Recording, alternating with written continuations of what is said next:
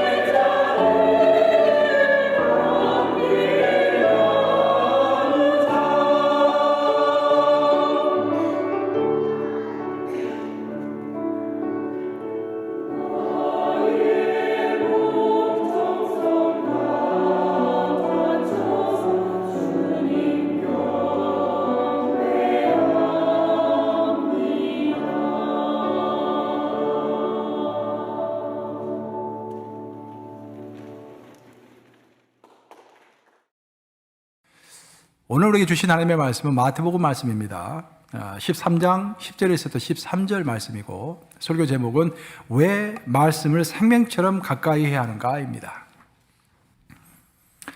제자들이 예수께 나와 이르되 어찌하여 그들에게 비유로 말씀하시나이까?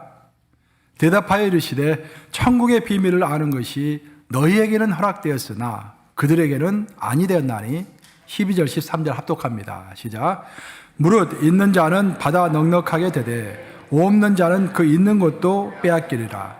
그러므로 내가 그들에게 비유로 말하는 것은 그들이 보아도 보지 못하며 들어도 듣지 못하며 깨닫지 못함이니라. 살으신 하나님의 말씀입니다. 오늘은 말씀에 관한 것을 함께 나누면서 은혜를 나누고자 합니다. 헐버트 버터필드라고 하는 우리 감육의 평신도 설교자이며 또 영국 캠브리지 대학교의 그 저명한 역사학자로서 우리 기독교 역사에 큰 족적을 남긴 인물이 있습니다. 이분은 1900년도에 태어나서 1979년도까지 살다가 별세하셨습니다. 79세로 생을 마감하셨습니다. 그분은 특별히 크리스천 리얼리즘이라고 하는 기독교 현실주의자라고 하는 그런 이제 테마를 붙들고서 평생 연구를 하고 그 테마에 관해서는 미국에서는 라이놀드 니버, 그러니까 미국에서 현대 신학자 중에서 단 한 명 꼽아라 한다면 미국 최고의 신학자는 아마 라이놀드 니버라고 할 것입니다.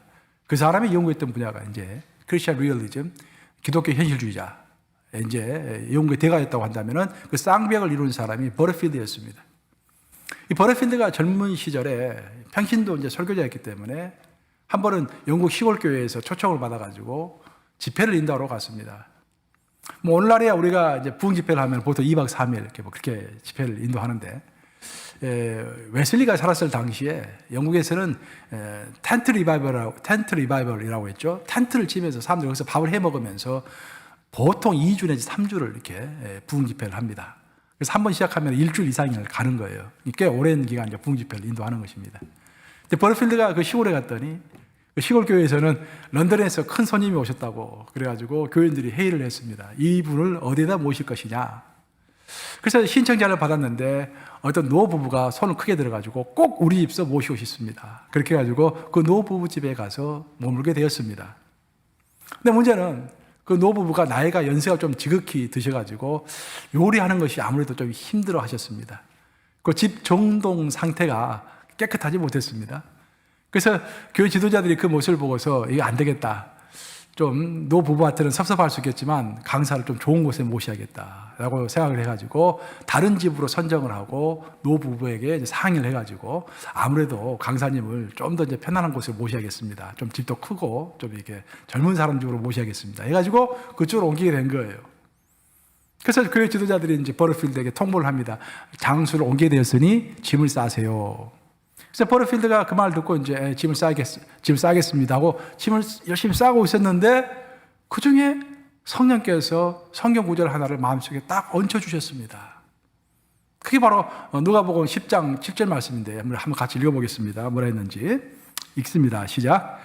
그 집에 유하며 주는 것을 먹고 마시라. 일꾼이 그 싹을 받는 것이 마땅하니라. 이 집에서 저 집으로 옮기지 말라. 성령께서 말씀하시는 거예요. 특별히 성경 말씀을 가지고 자기가 익히 알고 있었던 성경 말씀을 가지고 이 집에서 저 집으로 자꾸 옮기지 말라라고 말씀하시는 것입니다. 버터필드가 그 말을 듣고 뭔가가 있구나. 이게 분명히 성령께서 나에게 얹혀주시는 말씀이다. 그 말을 믿고서 짐을 싸는 것을 다시 다 풀었습니다. 그리고 교회 지도자들에게 연락을 했어요. 아무래도 내가 이곳에서 계속 머무러야 할 것 같습니다. 좀 불편하긴 하지만 내가 집회 끝나는 동안에 여기서 머물면서 집회를 인도하겠습니다 라고 통보를 했어요. 그런데 놀랍게도 바로 그 다음 날 이분이 원래 옮기기로 했던 바로 그 집에서 장티푸스가 발생한 것입니다. 그래서 그 집이 한 달 내내 이제 통행 금지 지역으로 지정이 돼가지고 만약에 그 박사님이 그쪽으로 가셨다면 큰일 날 뻔했죠. 그 큰 경험을 하고서 말씀으로 인도하시는 그 역사를 체험한 버터필드는 그의 관점이 바뀌었다고 고백을 하고 있습니다. 관점, 뷰포인트. 그러니까 우리 학자들에게 있어서 가장 중요한 것은 우리 인생도 마찬가지죠. 내가 바라보는 관점이 중요한 것이죠. 버터필드는 그때부터 시작해서 죽을 때까지 평생 하나님 중심의 역사관을 가지고 역사를 연구했던 사람이 된 것입니다. 그리고 버터필드가 나중에 그 유명한 말을 했습니다. 하나님의 절대 주권을 무시하고 마치 자신이 절대자인 것처럼 행동하는 사람에게 하늘은 역사의 가장 비통한 징벌을 내리신다라는 놀라운 이야기를 했습니다. 작년 2022년에 하반기에 들어서 가지고 러시아가 나토 국가들에게 가스를 팔지 않겠다 해가지고 유럽 국가들이 크게 흔들린 적이 있죠. 나토라는 것은 군사 동맹체죠. 유럽에 있는 나라들이 군사적으로 하나로 뭉쳐 있는 것입니다. 근데 러시아가 이제 우크라이나하고 전쟁을 하면서 자꾸 나토가 이제 우크라이나를 도우니까 화가 나가지고 가스를 팔지 않겠다라고 그렇게 된 거예요. 그래서 이제 겨울이 다가오는데 가스가 없으면 어떡하나 이제 난리가 난 것입니다. 근데 그때 놀랍게도 이스라엘이 나서가지고 걱정하지 말아라. 우리가 가스를 공급해 주겠다라고 해가지고 또 크게 화제가 된 적이 있어요. 보통 우리가 이스라엘이라고 생각하면 이스라엘에서는 가스도 나지 않고 석유도 나지 않는 걸로 알고 있습니다. 하지만 실은 그렇지 않아요. 이스라엘이 석유가 어마어마하게 많이 매장되어 있습니다. 그리고 가스도 많이 나오고 있어요. 이스라엘은 1948년도 5월 달에 나라가 건국을 했죠. 그 전에는 나라가 없었습니다. 1948년도 5월 달에 나라가 시작을 했는데 이스라엘이라는 나라가 시작하면서 그들이 가장 고민했던 것 중에 하나가 바로 에너지 문제 해결이었습니다.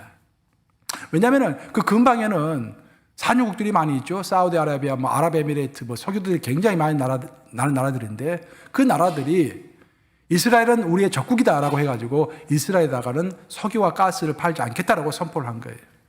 그래서 이스라엘이 우리가 큰일 났구나. 그러면 이 석유를 어떻게 공급해야 하나? 당장에 이제 석유가 필요하고 가스가 필요한데.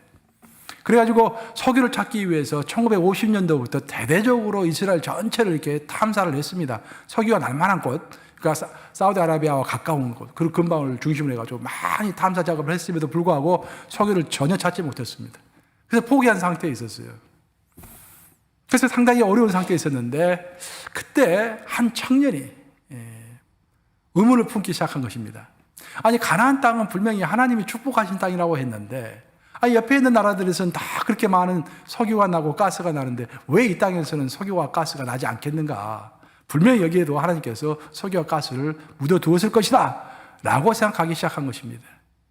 그 청년의 이름이 토비아 루스킨, 지금 현재 기보트 올람이라고 하는 석유 탐사 회사의 CEO입니다. CEO. 이 사람이 원래는 이제 러시아 태생의 유태인이었어요. 그래가지고 러시아에서 지구 물리학을 공부하고 이제 세계적인 유수의 그 석유 회사들에 들어가가지고 석유 탐사 같은 것을 많이 했던 사람입니다. 그래서 그 분야를 잘 알고 있죠. 근데 이스라엘에서도 어딘가에 석유가 묻혀 있을 것 같은데 전혀 찾지를 못하고 있는 거예요. 그럼 어디에 석유가 묻혀 있을까? 분명히 하나님은 이 땅을 축복하셨는데 라고 생각하면서 그러면은 이 문제를 성경을 가지고 한번 해결해 보자 라고 결심을 한 거예요. 지구 물리학을 전공한 프로페셔널이 자기 전공 분야의 문제를 다른 곳이 아니라 성경에서 찾고자 했다는 것이 좀 놀랍지 않습니까? 그래서 이 사람이 창세기 1장 1절부터 자세하게 읽어 내려간 거예요. 어떤 힌트를 얻기 위해서. 창세기 1장 1절부터 자세히 읽어 내려가다가 신명기 33장에 눈이 딱 멈춘 것입니다. 신명기 33장을 보시면은 모세가 이스라엘 백성들을 40년간 광야에서 인도하고 이제 가나안 땅으로 들어가기 직전에 하나님께서는 모세야 너는 들어가지 말라라고 하시죠. 그래서 모세가 할 수 없이 들어갈 수 없는 상황 가운데서 이스라엘 12지파를 다 모아놓고 그들 앞에서 마지막으로 유언적인 축복을 하는 내용이 바로 신명기 33장의 내용인 것입니다. 신명기 33장을 보시면은 모세는 이스라엘의 12지파를 한 지파 한 지파 이름을 불러가면서 그들의 미래를 축복하고 있습니다. 근데 놀랍게도 모세는 19절에 이르면은 33장 19절에 이르면은 거기서는 이사갈 지파와 스브론 지파를 함께 모아서 두 지파를 함께 축복하고 있는 내용이 나옵니다. 그 내용이 바로 이런 내용이요. 33장 19절 같이 읽어보겠습니다. 시작. 그들이 백성들을 불러 산에 이르게 하고 거기에서 의로운 제사를 드릴 것이며 바다의 풍부한 것과 모래에 감추어진 보배를 흡수하리로다. 여기에 루스킨이 눈길이 딱 머문 거예요.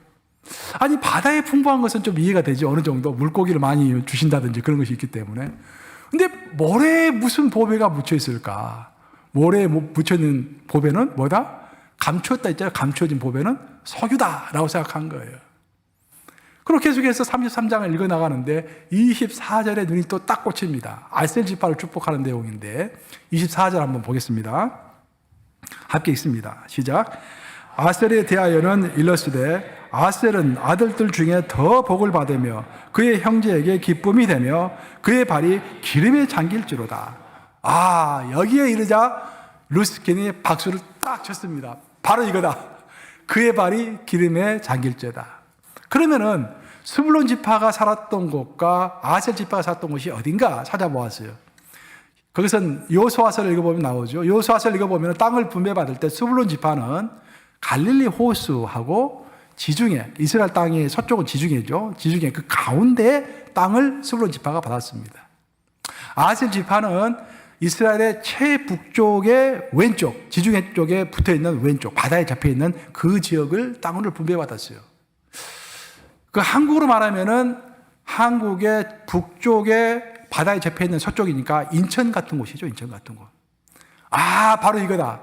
이제 루스키는 마음속에 믿은 거예요. 이게 하나님이 분명히 약속하셨다.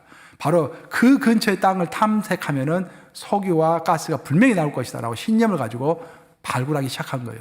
그러다 드디어 2004년에 큰 대박이 터진 것입니다. 어마어마하게 큰 유전을 발견하게 된 거예요. 그 지역에서.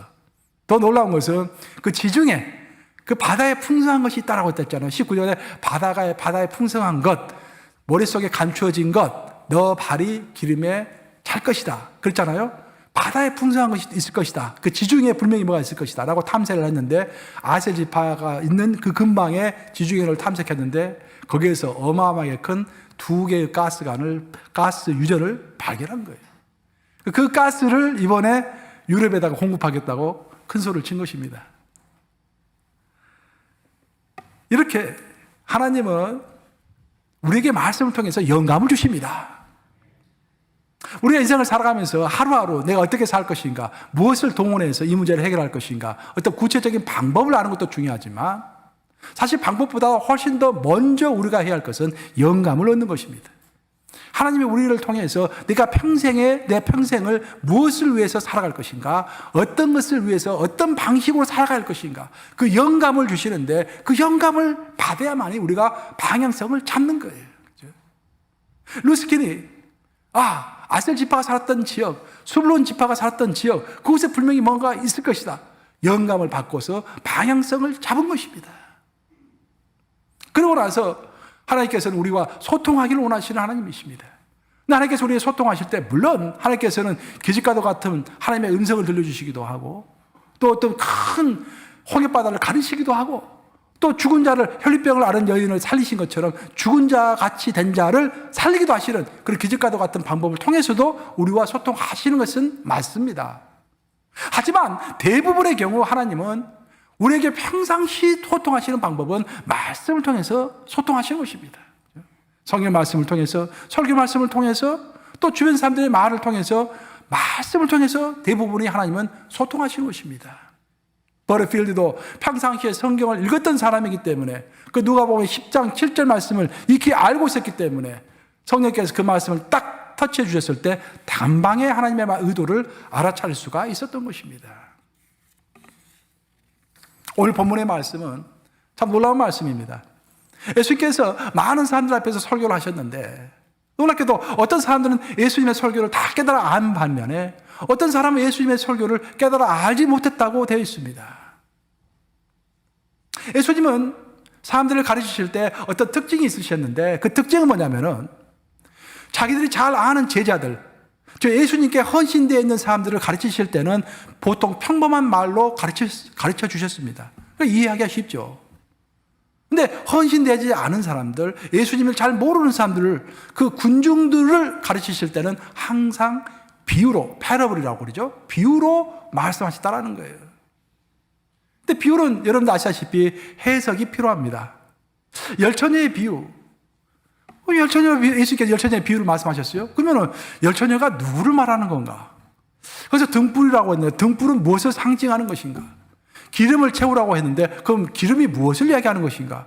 해석을 해야 하는 거예요. 그래서 군중들이 예수님의 설교를 잘 이해하기가 힘들었습니다.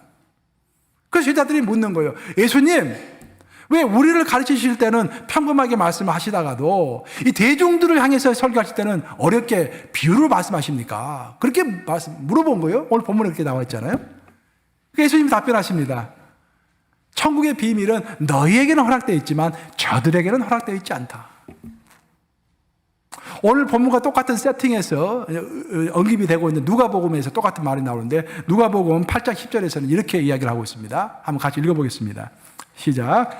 이르시되 하나님 나라의 비밀을 아는 것이 너희에게는 허락되었으나 다른 사람에게는 비유로 하나니 이는 그들로 보아도 보지 못하고 들어도 깨닫지 못하게 하려 함이라 라고 되어 있습니다.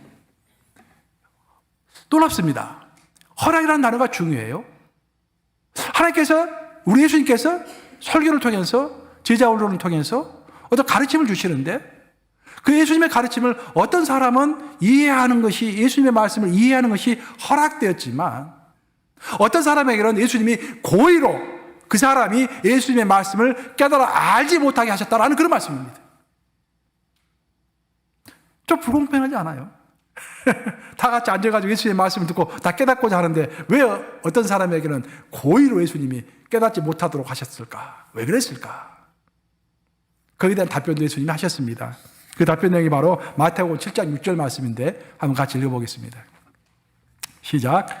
거룩한 것을 개에게 주지 말며 너희 진주를 돼지 앞에 던지지 말라. 그들이 그것을 발로 밟고 돌이켜 너희를 찢어 상하게 할까 염려하라. 이 말씀을 통해서 예수님께서는 아주 적나라하게 말씀하십니다. 좀 우리가 설교단에서 이렇게 말하기가 좀 어려울 정도로 개와 돼지라고 말씀하세요. 군중들을 개와 돼지라고 말씀하십니다. 그 개와 돼지의 특징이 뭡니까? 여기서 말씀하시는 개와 돼지의 특징은 귀한 것을 귀한 것으로 알지 못하는 사람을 개와 돼지라고 설명하고 있습니다. 이 사람에게 개와 돼지에게 있어서 귀중한 것은 진리의 말씀이 중요한 것이 아니라 먹고 사는 것, 먹고 즐기는 것, 먹고 마시고 쉬고 누리는 것, 그것을 중요하게 여길 뿐이다라는 거예요. 예수님께서는 많은 사람을 모아놓고 오병이어의 기적을 행하셨습니다. 그래서 많은 사람들이 예수님께서 주시는 프리런치, 그러니까 공짜 점심을 같이 먹은 거예요. 그거 한번 먹고서 그 다음부터는 계속 예수님을 쫓아다녔습니다. 예수님이 어디 계시는가? 그 다음 날도 자기 집으로 돌아가지 않고 들판에서 잠을 자면서 계속 예수님을 쫓았다라고 성경은 이야기합니다. 자기를 자꾸 쫓아오는 그 군중을 보고 예수님께서 말씀하시죠. 이제는 더 이상 너에게 떡을 줄 수가 없다. 내가 너에게 주기로 원하는 것은 생명의 떡이다. 내 몸과 내 살을 먹고 마셔라. 그것이 너에게 유익하니라 라고 말씀하시죠. 근데 군중들이 뭐라 합니까? 우리는 그런 거 복잡한 거 싫다네. 너 뭐 살을 먹고 피를 마시고 생명의 떡이고 그거 너무 복잡하다라는 거예요. 그거 말고 빨리 빵을 내놔라. 예수님한테 그렇게 말씀하시죠. 예수님 뭐라 하십니까? 더 이상 내가 너에게 줄 빵은 없다. 오직 내가 너의 살과 내 피를 먹고 마셔야 한다는 말을 또 하죠. 그자 군중이 단 한 명도 남김없이 예수님을 다 떠났다고 되어 있죠. 수만 명의 군중이 모였다가 단 한 명도 남지 않고 다 떠났습니다. 예수님의 주위에 끝까지 남아있었던 사람은 몇 명? 12명만 남아있었죠. 그때 예수님이 12명의 고개를 돌리면서 뭘 하셨습니까? 너희도 가려느냐? 라고 물어보죠. 예수님은 귀한 것. 우리 예수님으로부터 얻을 수 있는 가장 귀한 것은 진리입니다. 진리. 그 진리를 통해서 우리가 영생을 얻는 것이고 그 진리를 통해서 영감을 얻고서 방향성을 얻는 것이고 그 진리를 통해서 우리가 천국의 확신을 갖고 천국에 들어가는 것입니다. 그것이 가장 귀한 거예요. 근데 그 군중들은 그 귀한 것이 아니라 그 예수를 통해서, 예수 자체가 귀한 것인데 예수를 통해서 나오는 것을 바라고 원했던 것입니다. 먹고 마시고 건강하고 누리고 하는 것들을. 예수님은 그것을 잘 아셨기 때문에 그들을 개와 돼지라고 말씀하시면서 그렇기 때문에 그들에게는 내가 비유로만 말한다라고 이야기하시는 거예요. 왜 예수님께서 그들에게 비유로 말씀하시는 것일까? 비유는 생각을 하게 만들기 때문입니다. 아까 제가 열천의 비유를 이야기했잖아요. 과연 예수님의 말씀이 무슨 뜻일까? 왜 이 말씀하셨을까? 내 삶에는 어떻게 적용해야 할까? 자꾸 생각해야 하는 거예요. 시간과 에너지를 쏟아가면서 묵상을 해야 하는 것입니다. 바로 예수님께서는 그 진리를 사모하는 마음으로 묵상하는 사람에게는 천국을 허락하는 것이고, 그냥 듣고서 놓쳐버리는 사람들, 또 예수님의 핵심을 놓쳐버리는 사람들에게는 천국을 허락하지 아니하신다라는 의미에서 오늘 놀라운 말씀을 우리에게 해주고 있는 것입니다. 여호수아는 이런 소리를 했죠. 우리가 어떤 행동을 하기 위해서는 반드시 두 개의 단계를 거쳐야 한다. 그 다음에 우리가 행동을 할 수 있다라는 그런 말을 했습니다. 그게 여호수아 1장 8절 말씀이세요. 우리가 익히 알고 있는 여호수아 1장 8절 말씀을 같이 읽어보겠습니다. 시작. 이 율법책을 내 입에서 떠나지 말게 하며 주야로 그것을 묵상하여 그 안에 기록한 대로 다 지켜 행하라. 그리하면 내 길이 평탄하게 될 것이며 내가 형통하리라. 이 율법책을 내 입에서 떠나지 말게 하며, 내 입에서 떠나지 말게 한다는 것은 성경을 꾸준히 읽으라 그런 말입니다. 여기서 여러분들 조심하셔야 할 것은 뭐냐면은, 오늘날 우리 개신교도들은 성경을 읽는다라고 했을 때 보통 뭘로 읽습니까? 우리 눈으로 읽죠, 눈으로 이렇게. 근데 이스라엘 사람들은 절대 눈으로 성경을 읽지 않습니다. 여러분 공항에서 유태인들 가끔 보시죠. 공항에 있는 유태인들이 뭐 모자 쓰고 망토 입고 성경을 읽잖아요. 구약 성경을 읽잖아요. 어떻게 합니까? 알랄랄랄랄랄라 이렇게 하죠. 입으로 읽는 거예요, 입으로. 이스라엘은 항상 입으로 읽어요. 왜 그렇습니까?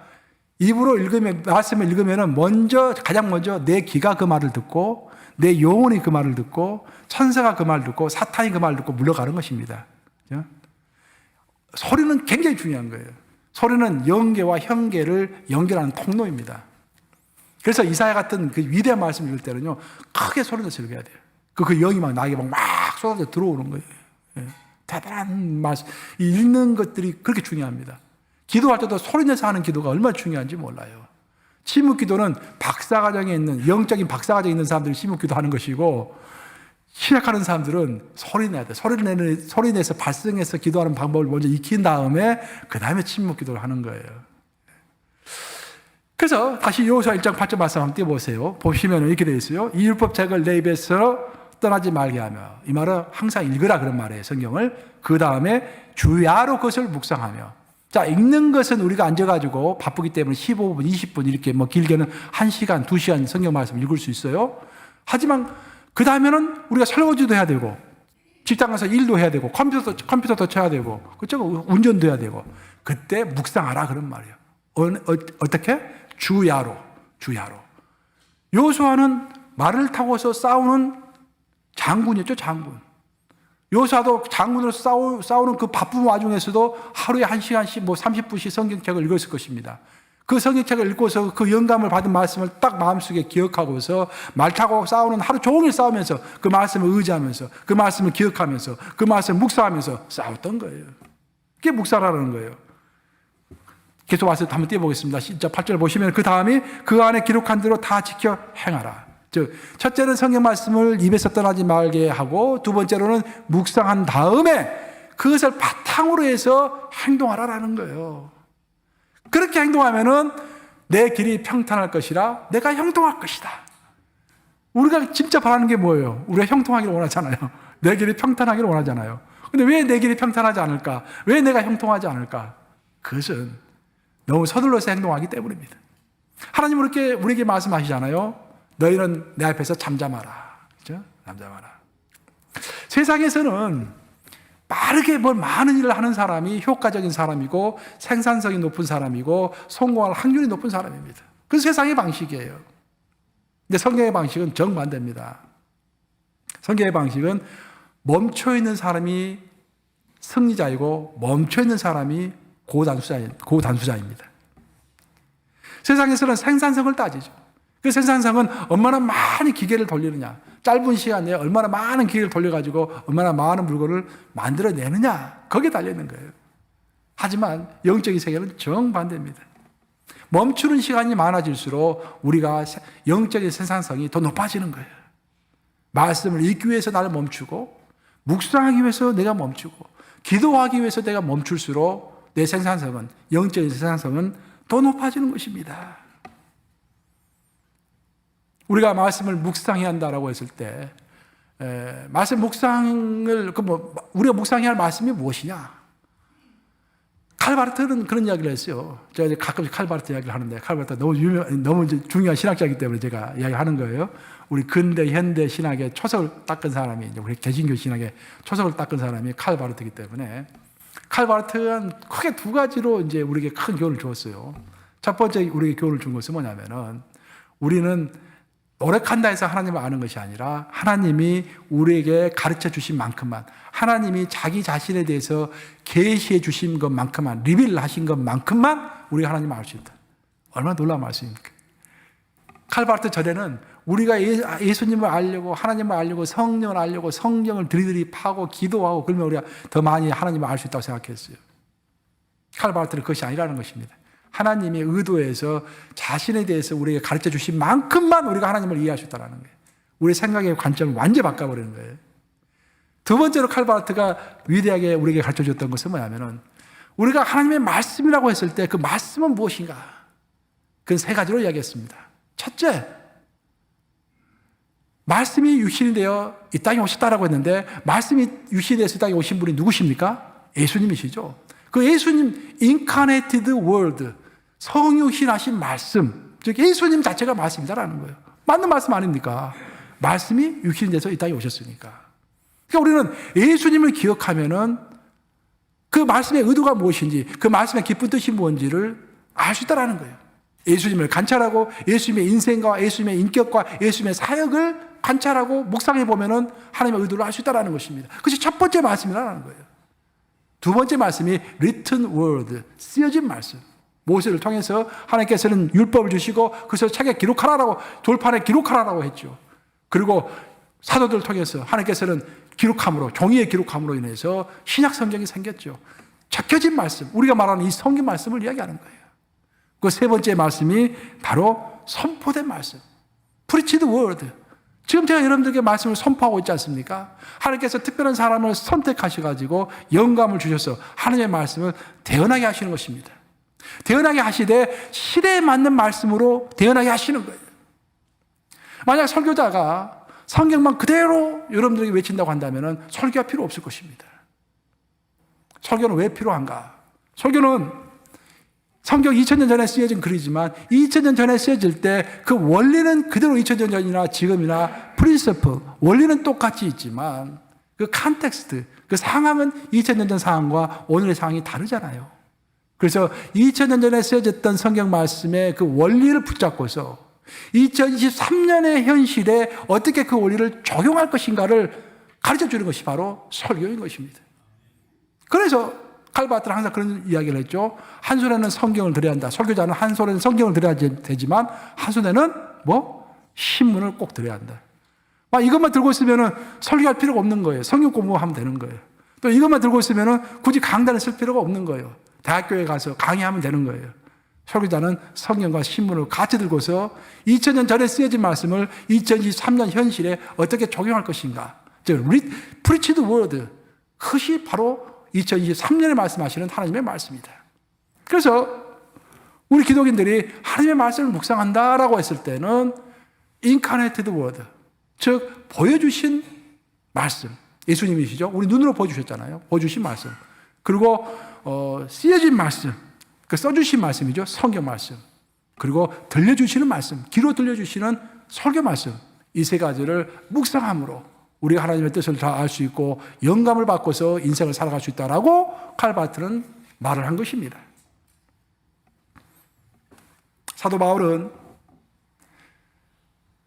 여러 가지 교회를 세웠지만 그 중에서도 에베소 교회를 참 사랑했습니다. 에베소 교회를 오랫동안 심호했고 가장 사랑했던 교회가 에베소 교회였습니다. 근데 부득이하게 담임 목사를 사임하고 다른 곳으로 떠날 수밖에 없는 상황이 되었습니다.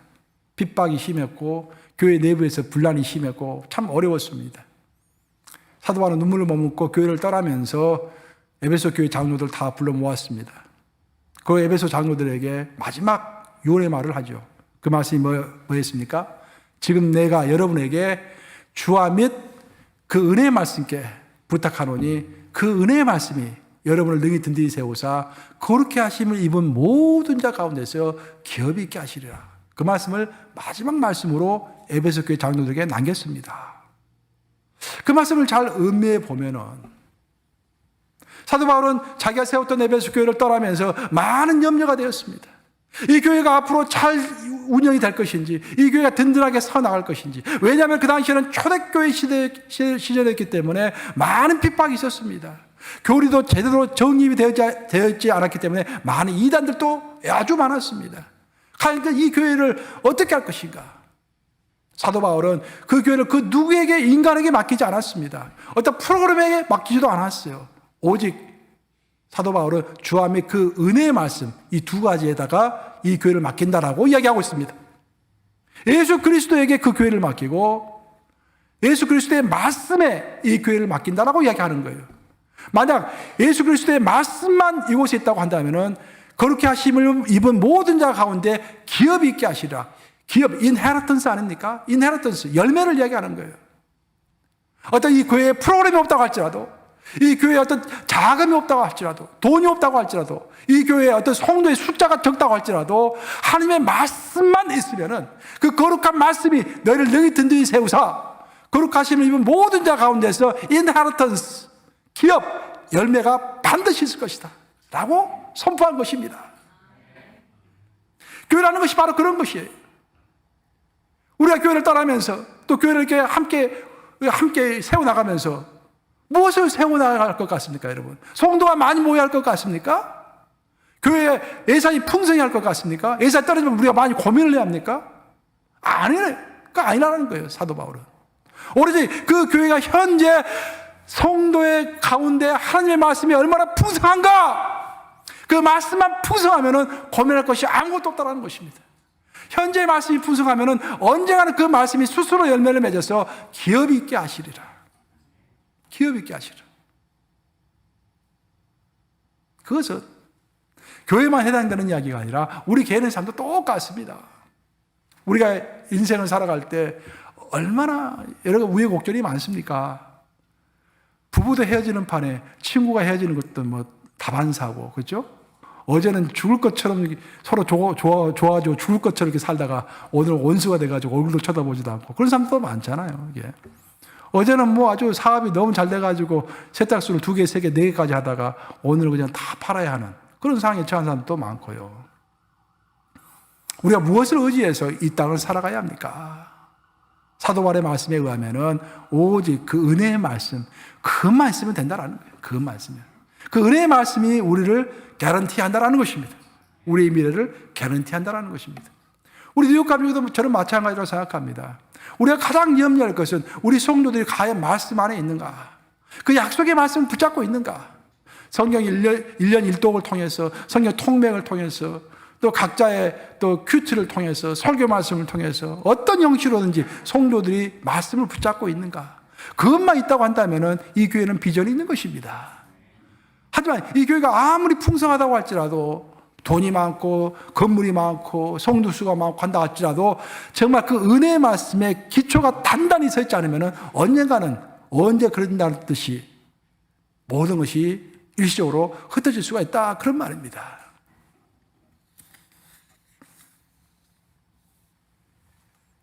이제 말씀 마무리합니다. 미국의 외교 군사 정책에 가장 영향력을 미치는 저널 하나를 그 잡지 하나를 꼽아라 한다면은 Foreign Affairs라고 할 수 있겠습니다. Foreign Affairs.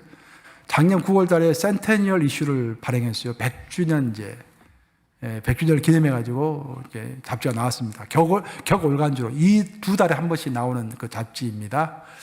저도 이제 올해 정책을 공부했기 때문에 지금 25년째 구독하고 있어요. 저도 구독료가 별로 쌉니다. 1년에 한 30불이면 돼요.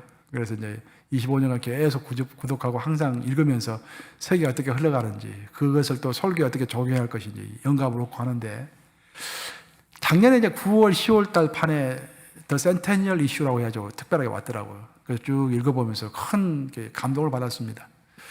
그 제목이 뭐냐면은 100년을 해고하면서 The Foreign Affairs가 결론을 맺은 것이 뭐냐면은 100년, 과거의 100년 시대, 앞으로 100년 시대는 딱 한마디로 요약을 했는데 The Age of Uncertainty라고 요약을 했습니다.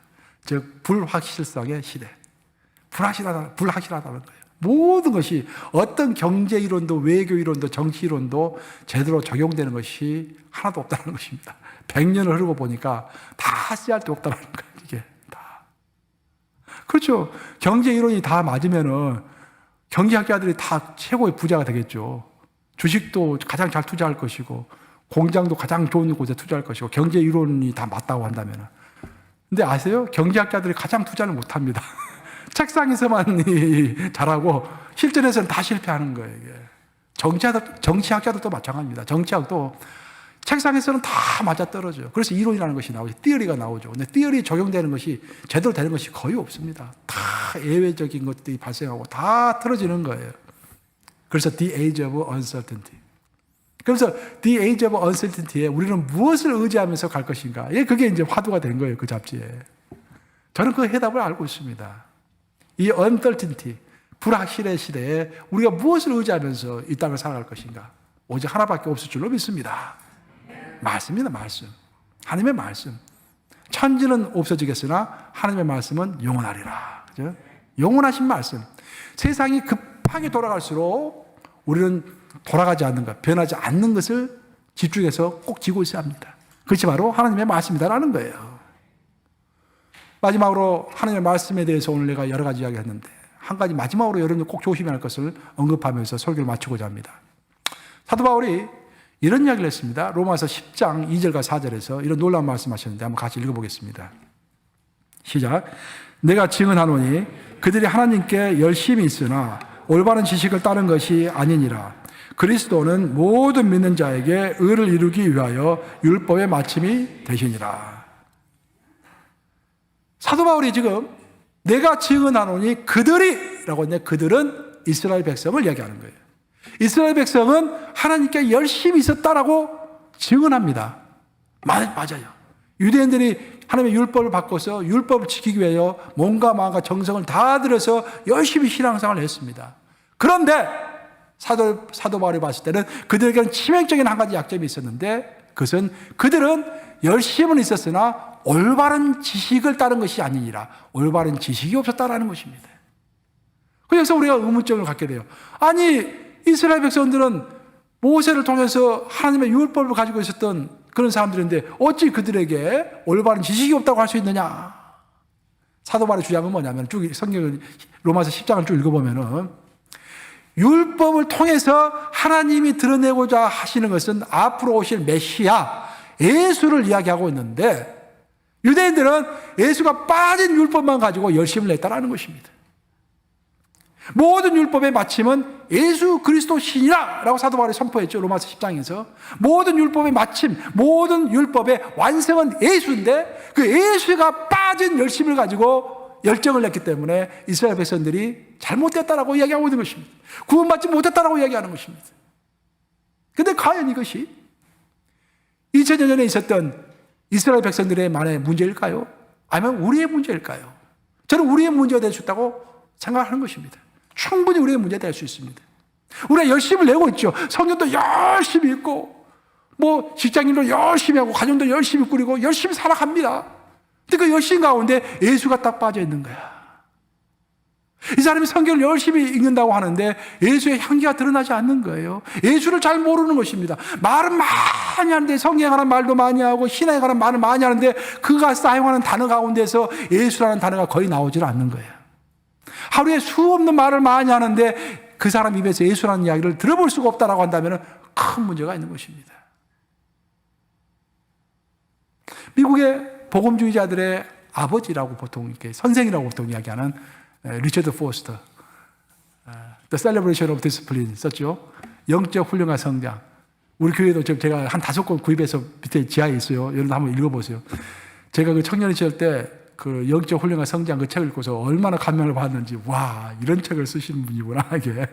그 리처드 포스터가 우리 복음주의자, 복음주의자라고 한다면은 성경이 하나님의 말씀이라고 믿고서 복음 전파가 제1의 사명이다라고 행동하는 사람들이 복음주의자들이죠. 그러니까 우리가 복음주의자들인 것입니다. 미국 복음주의자들의 구루, 즉 선생 하면은 리처드 포스터죠. 그 리처드 포스터가 유명하기 때문에 어떤 번듯한 교회에서 초청을 받아서 그 교회를 가게 되었습니다. 이 글도 제가 리처드 포스터가 쓴 책에서 읽은 내용이에요. 그래서 그 교회가 아주 좋은 교회였어요. 특히 그 교회 동산이 하나 있었는데 이 동산이 아주 넓고 멋있었다고 그래요. 그 동산에가 큰 동상이 또 하나 있는 거예요. 동상. 예수님의 동상이 하나 있는 것입니다. 그 동상을 보니까 예수님이 이렇게 손을 쭉 뻗고 계시는 모습인데 예수님의 그 손 위에가 큰 성경이 놓여져 있는 거예요. 예를 들어서 이렇게 되어 있는 것이죠. 예수님의 동상이 이렇게 손을 쭉 뻗어 있는데 여기서 이제 성경을 예수님이 이렇게 쭉 뻗고 있는 거예요. 그 성경이 크게 이제 돌로 만들어져 있었습니다. 그 동상을 보고서 리처드 포스터가 깜짝 놀랐다는 거예요. 어찌하여 이런 번듯한 교회에 이런 동상이 있을 수가 있느냐. 리처드 포스터가 하는 이야기는 그런 이야기입니다. 성경의 주인은 예수님이라는 거예요. 그 성경의 주인공은 예수님이라는 거예요. 그래서 동상을 만들려면 성경을 예수님 발바닥 밑에 놓고 그 성경 위에 예수님이 올라가 있는 것이 정상이지. 어찌하여 예수님이 손을 펼쳐가지고 이 성경을 이렇게 하는 모습을 볼 수가 있나 이 말이죠. 이 모습은 주인공이 누굽니까? 성경이죠. 성경을 위해서 예수님이 손을 뻗치고 있는 것이죠. 잘못된 동상이다 그런 말이에요. 바로 그것입니다, 여러분. 사도 바울이 로마서 10장 2절에서 지적하는 것이 바로 이건 거예요. 열심은 있으나 올바른 지식이 없다라고 사도 바울은 지적하고 있죠. 유대인들은 성경을 잘 알고 있었지만 성경의 주인공이 되시는 예수님과는 무관한 사람들이었습니다. 그래서 우리가 말씀으로 열심을 내야 줄로 믿는데 말씀을 붙잡고서 여러분들 묵상을 하는 가운데서 사업의 영감도 얻으시고 건강의 영감도 얻으시고 인생 목표에 관한 영감도 얻으시기 바랍니다. 하지만 그 말씀에 매몰되면 매몰될수록 거기에서 예수님이 튕겨져 나와야 합니다. 열심히 성경을 읽음에도 불구하고 내 입에서 예수라는 말이 나오지 않냐고, 내가 뭔가 열심히 신앙생활을 하고 있음에도 불구하고 예수라는 그 향기가 나에게서 나오지 않는다면 그건 문제가 있는 것입니다. 영원하신 하나님의 말씀을 붙잡으면서 영감을 얻으시고 거기서 승리를 얻으시되 예수가 있는 말씀이 풍성하시기를 주님의 이름으로 축원합니다. 지금은 우리 주 예수 그리스도의 은혜와 하나님의 무한하신 사랑과 성령님의 도우심이 2024년 미주 웨슬리 부흥전도단 신년 축복 송회를 믿음과 소망으로 함께 참여하며 다시 일어나 주의 능력을 행하는 주의 백성으로 다시 일어서기를 원하는 주의 백성들 머리 위에 지금부터 영원까지 함께 하시기를 간절히 축원하옵나이다. 아멘.